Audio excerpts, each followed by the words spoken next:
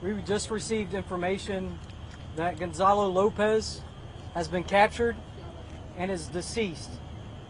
The details are still coming in at this time, but this is what we know.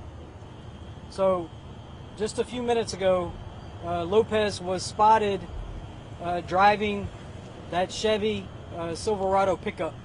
That information had gone out across Texas, and it was actually law enforcement in Atascosa County that spotted Gonzalo Lopez driving that Chevy Silverado. At that time, they trailed Gonzalo, and then ultimately the tires were spiked on that vehicle.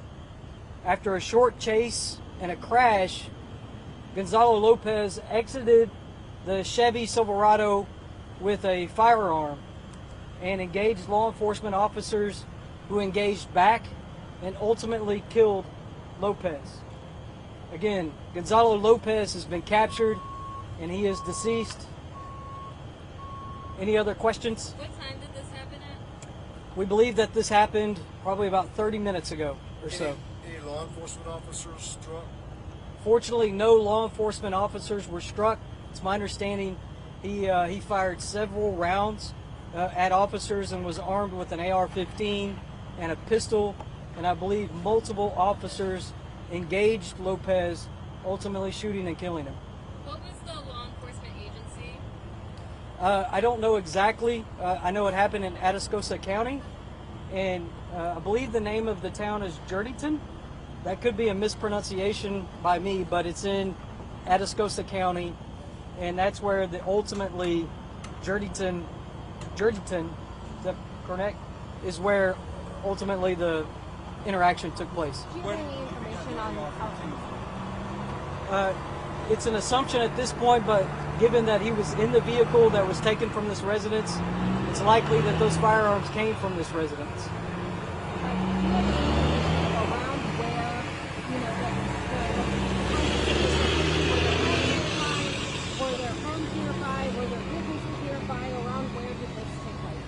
The actual shootout?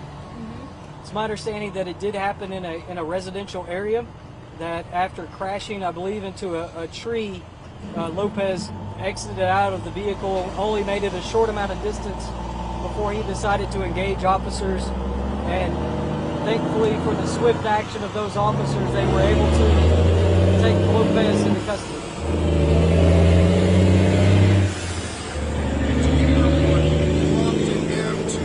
Did someone call and say, oh, I saw the truck, or do you know yet like how it kind of originated? I know that a bolo went out across the state, and so they were certainly cognizant of South Texas and the San Antonio area because he had previous contacts in that area. And it's our understanding that law enforcement spotted that vehicle on a roadway, and the license plate matched the bolo, and so that's when they began to tail Lopez in that vehicle. Ultimately, that vehicle was spiked after a short chase in which Lopez crashed out and decided to engage law enforcement officers, and those officers very swiftly shot and killed Lopez, bringing this whole ordeal to an end. What weapons did he fire? I know he had multiple weapons, but did he use all of them? I don't know specifically what weapons he used, but I do know that he was armed with a rifle and a handgun. Where does the investigation go from here then if he's deceased? Sure, so it's something that the Texas Rangers will be leading up that investigation, along with our Office of Inspector General, who will be closely involved in that investigation. And were you guys able to find any of the clothes that he had on when he left the bus? I can tell you that they're still at the scene at this moment. So Lopez is deceased. Law enforcement is there. They're processing that scene as we speak, and so there's some information that I just don't have at the moment. I do want to take a moment, though, and really thank law enforcement. Leon County Sheriff has been extraordinary and continues to be. Our partners at DPS, the Office of Inspector General, U.S. Marshals, just so many different law enforcement agencies contributed to this, and just very thankful for all of the support that they have provided.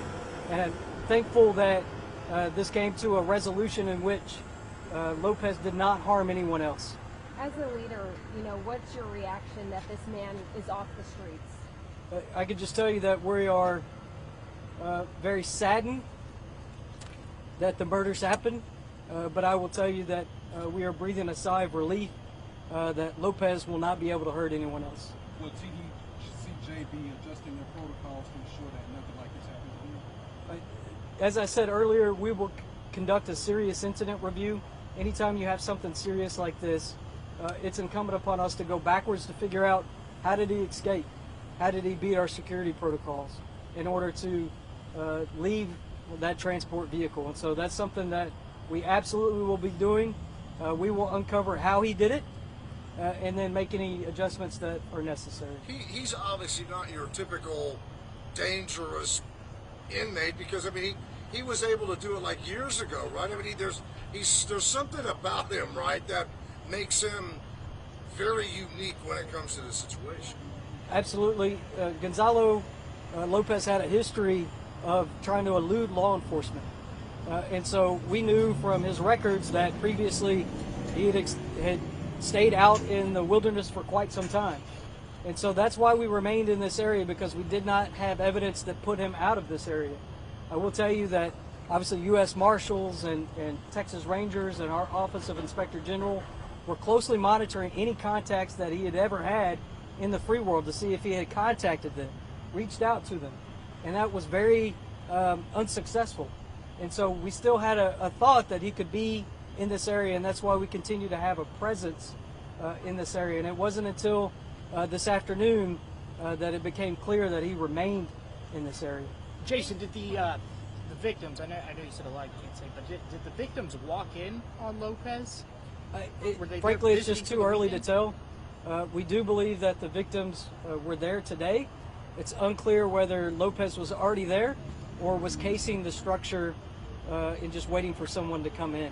What's the feeling now that this is over? You know, it was an exhaustive search for a few weeks there. Are you guys relieved? Just kind of, what's that feeling?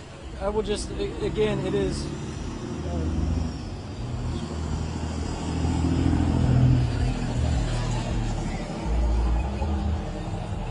I will say that this is an absolute tragedy. The fact that 4 individuals, I would say that this is a tragedy that you had 5 individuals who lost their lives. And so I am thankful that tonight Gonzalo Lopez is unable to harm anyone else.